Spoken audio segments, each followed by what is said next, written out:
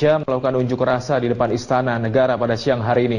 Ya, dan untuk mengetahui bagaimana informasi selengkapnya, kita sudah terhubung dengan reporter Kezia Netania serta juru kamera Ricky Rusdiana, Ali Imran serta pilot drone Muhasin Jalal dari depan Istana Negara. Langsung saja kita sapa Kezia, bagaimana jalannya aksi unjuk rasa para nelayan di depan istana saat ini?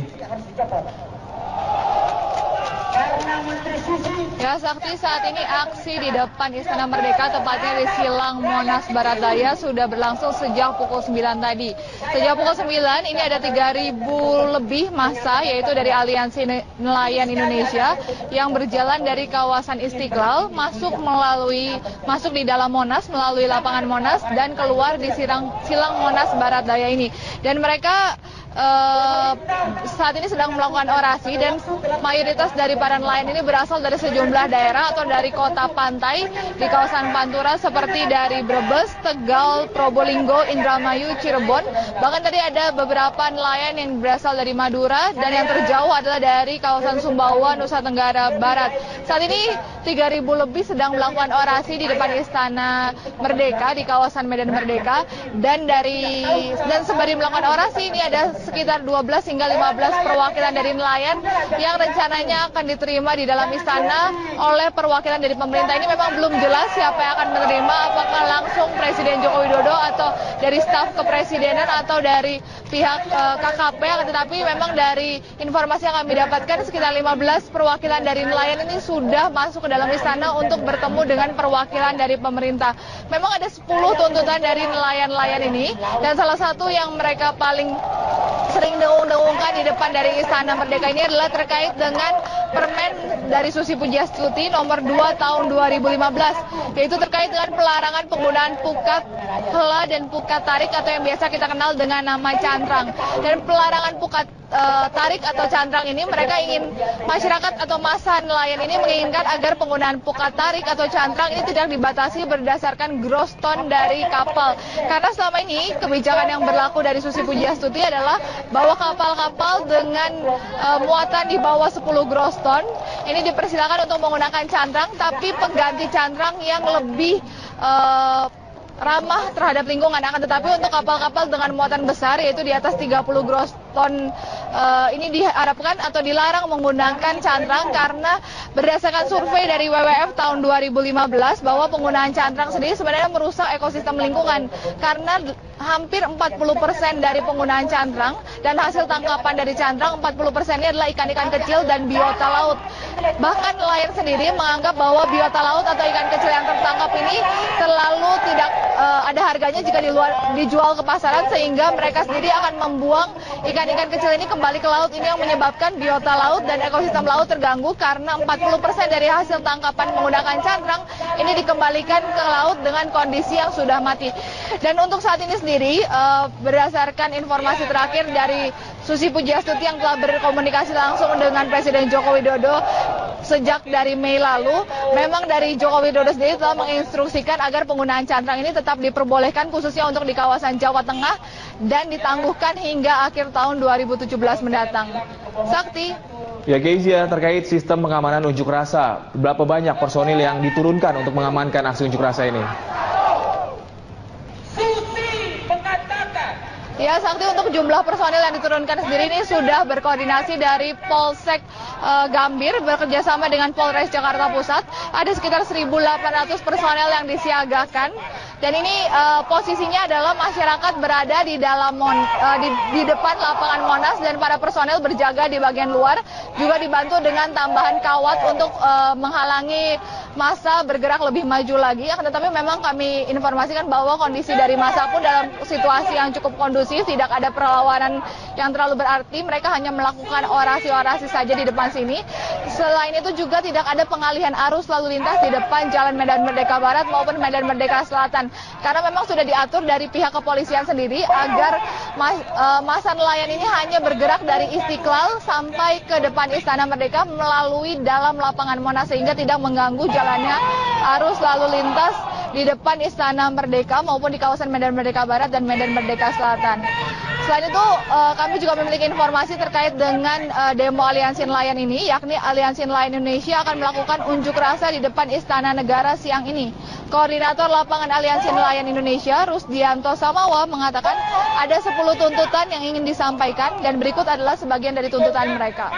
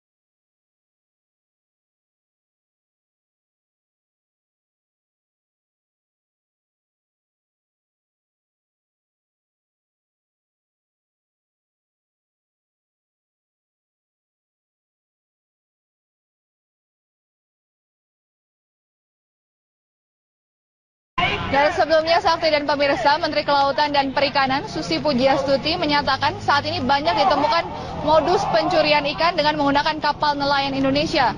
Sebab hasil tangkapan ikan langsung dibawa ke wilayah negara lain seperti ke Filipina. Namun demikian, pemerintah kini telah mewaspadai dan mengantisipasi berbagai modus pencurian ikan dari perairan Indonesia yang belakangan terjadi. Menurut Susi, pihaknya pasti tidak akan tinggal diam dan akan terus memantau serta mempelajari modus-modus baru yang dikembangkan oleh para perampok ikan itu. Susi juga menegaskan pemerintahan Jokowi JK tidak akan pernah mentolerir pencurian ikan di wilayah yurisdiksi Indonesia. Siapapun pelakunya akan ditindak secara tegas. Hal ini disampaikan Susi saat rapat koordinasi nasional Satuan Tugas 115 dalam rangka pemberantasan penangkapan ikan ilegal di Hotel Sahid, Jakarta kemarin. Baru ya, banyak kapal Indonesia ABK-nya Filipina. Kemarin kita juga baru menyidik yang ada di Ambon. Ternyata ada beberapa orang yang dikenal sapi atau apa yang katanya stateless, padahal mereka bukan stateless. Mereka memang dimanfaatkan oleh para pengusaha untuk mencuri ikan di wilayah Indonesia, dan hasil tangkapannya diangkut ke ISIS untuk ditransit ke Filipina. Ya, demikianlah Sakti terkait dengan demo Aliansi Nelayan Indonesia di kawasan Medan Merdeka. Kembali ke Anda di studio. Baik, terima kasih Kezia atas laporan Anda. Kezia Netania melaporkan dari depan Istana Merdeka, Jakarta. Ya, dan pemirsa, selanjutnya Pansus RUU. Fajar, benar sekali bahwa penundaan kembali terjadi pada rapat Pansus RUU Pemilu. Hal ini terjadi karena sampai saat ini masih belum ada kesepakatan antar fraksi terkait 5 isu krusial, termasuk diantaranya adalah presidensial threshold dan juga pembagian jumlah kursi di DPR berdasarkan dari suara yang didapatkan oleh setiap partai. Oleh karena itulah kembali lagi diadakan penundaan dan rapat dilanjutkan lagi pada hari Rabu esok. Dan sebelumnya dari pihak DPR maupun juga dari Wakil Ketua DPR Agus Hermanto telah menjanjikan bahwa tanggal 10 Juli nanti setidaknya 4 isu krusial akan selesai dibahas. Namun pada akhirnya dari ke-5 isu krusial tersebut tidak ada satupun yang selesai dibahas, dan bahkan akan ada rapat kembali untuk menentukan sikap antara tiap fraksi. Dan dari informasi yang kami dapat, memang tiap fraksi masih belum merubah sikapnya daripada sikap-sikap mereka sebelumnya terkait bagaimana RUU Pemilu ini nantinya akan disahkan ataupun juga pasal-pasal di dalam RUU Pemilu ini. Dan oleh karena itulah saat ini diadakan lagi waktu ataupun diberikan waktu kepada fraksi-fraksi untuk membahas kembali dan juga melakukan lobby-lobby sesuai dengan kepentingan mereka, dan akhirnya nanti bisa mensahkan RUU Pemilu ini yang direncanakan akan disahkan pada tanggal 20 Juli melalui rapat paripurna. Hingga saat ini masih ada keraguan apakah RUU Pemilu ini akan diselesaikan baik melalui jalur voting ataupun juga musyawarah mufakat, meskipun dari pihak pemerintah telah menyatakan bahwa ada keinginan besar agar RUU Pemilu ini disahkan melalui mekanisme musyawarah mufakat. Namun hingga saat ini tiap fraksi memang masih kembali melakukan lobby-lobby dan juga pertemuan supaya nantinya bisa mengambil keputusan yang paling tepat. Dan dari pihak Wakil Ketua DPR sendiri, yaitu Agus Hermanto, menyatakan bahwa dirinya yakin bahwa nantinya RUU Pemilu ini akan selesai dengan mekanisme musyawarah mufakat. Dan jika nantinya harus diselesaikan melalui mekanisme voting pun akan ada suatu kesepakatan sehingga DPR tetap bersatu dan RUU Pemilu ini bisa disahkan jadi UU Pemilu yang nantinya bisa digunakan pada tahun 2019. Dan berikut ini adalah kutipan pernyataan dari Agus Hermanto terkait permasalahan RUU Pemilu ini. Berikut kutipannya. Ini memang sangat perlu sehingga kita memang sedapat mungkin jangan sampai deadlock. Seandainya ada hal yang harus dibicarakan, kalau masalah kesepakatan fraksi tentunya pasti bisa diambil keputusan karena ada mekanismenya, misalnya dengan asas musyawarah mufakat. Kemudian kalau nggak bisa dengan voting. Sehingga kalau permasalahan yang ada di masing-masing fraksi di dalam intern DPR itu rasanya bisa diselesaikan. Memang yang agak sulit apabila ini berbeda dengan pemerintah. Kalau berbeda dengan pemerintah, ini harus melalui koordinasi. Tadi saya sampaikan dan pernah saya sampaikan, memang yang terbaik koordinasi itu antara pemerintah, bisa saja Pak Jokowi sendiri dengan pimpinan DPR dan pimpinan fraksi, itu diambil suatu kesepakatan. Dan Sakti Fajar, kita akan beralih ke informasi selanjutnya di mana Pansus RUU Pemilu batal menggelar pengambilan keputusan isu krusial RUU Pemilu. Pansus dan pemerintah sepakat rapat akan kembali digelar pada Kamis mendatang. Rapat panitia kerja dilakukan sejak Senin siang dan dilanjutkan lobi dengan pemerintah. Namun, sekitar pukul 11 malam, Pansus dan pemerintah menyepakati menunda pengambilan keputusan 5 isu krusial RUU Pemilu. Pansus dan pemerintah akan kembali menggelar rapat untuk mengambil keputusan pada Kamis mendatang. Dan rapat fraksi mini untuk menyampaikan pandangan partai pada hari Rabu. Ketua Pansus RUU Pemilu Lukman Edi memastikan paripurna akan tetap digelar pada tanggal 20 Juli mendatang. Pengambilan keputusan tingkat 1, pengambilan keputusan tingkat 1 yang berisi tentang pandangan mini fraksi, pendapat pemerintah dan penandatanganan naskah RUU tidak jadi kita laksanakan hari ini, kita tunda hari Kamis tanggal 13 pukul 13 ya. Tanggal 13 hari Kamis pukul 13. Kemudian hari Rabu tanggal 12 pukul 10 pagi Pansus akan rapat secara internal. Ya, Pansus akan rapat secara internal tanpa pemerintah atau minus pemerintah dalam rangka untuk menyepakati sikap Pansus. Ya, sikap Pansus apa terhadap 5 isu krusial. Sementara itu, Wakil Pemerintah Mendagri Cahyokumolo mengatakan opsi keputusan 5 isu krusial saat ini sudah mengerucut dan meminta jalan musyawarah untuk mufakat tetap dikedepankan dalam pembahasan.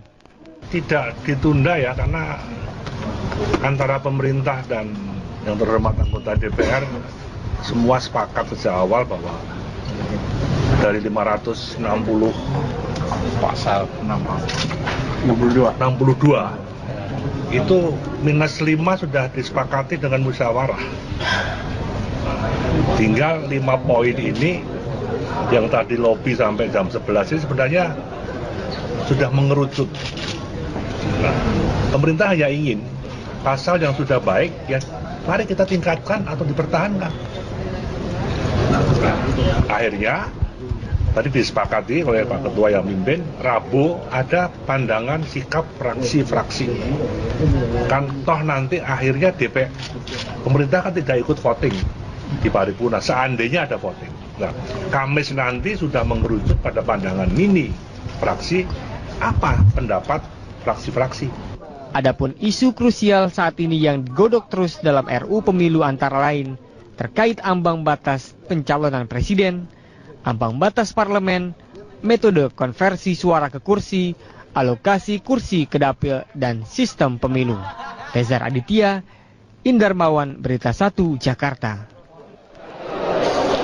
Dan masih berkaitan dengan RUU Pemilu, Menko Polhukam Wiranto menyebutkan rencana kenaikan bantuan dana parpol merupakan hal yang wajar.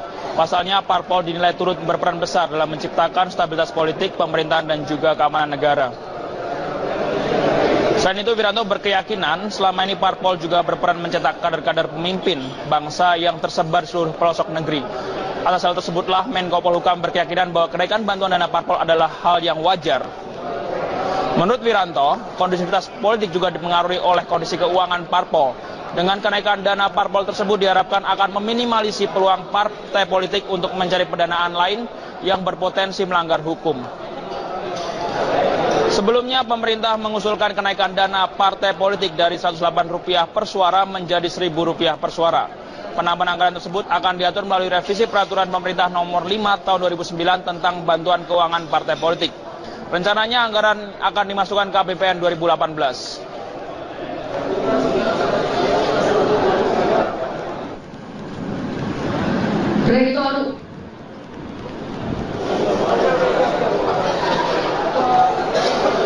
Sebelumnya, pemerintah mengusulkan kenaikan dana partai politik dari Rp108 per suara menjadi Rp1.000 per suara. Rencananya anggaran itu akan dimasukkan ke APBN 2018. Berikut ini adalah perkiraan rincian besaran dana yang akan diterima tiap parpol jika usulan kenaikan dana bantuan parpol itu disahkan.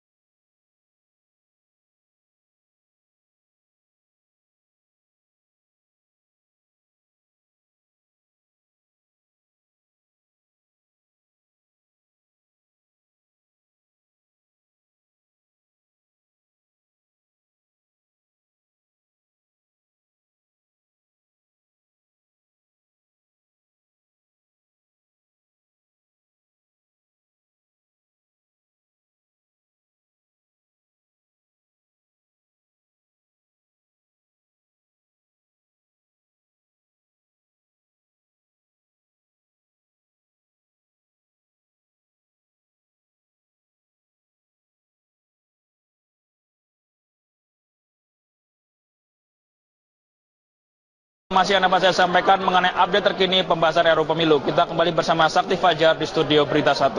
Baik,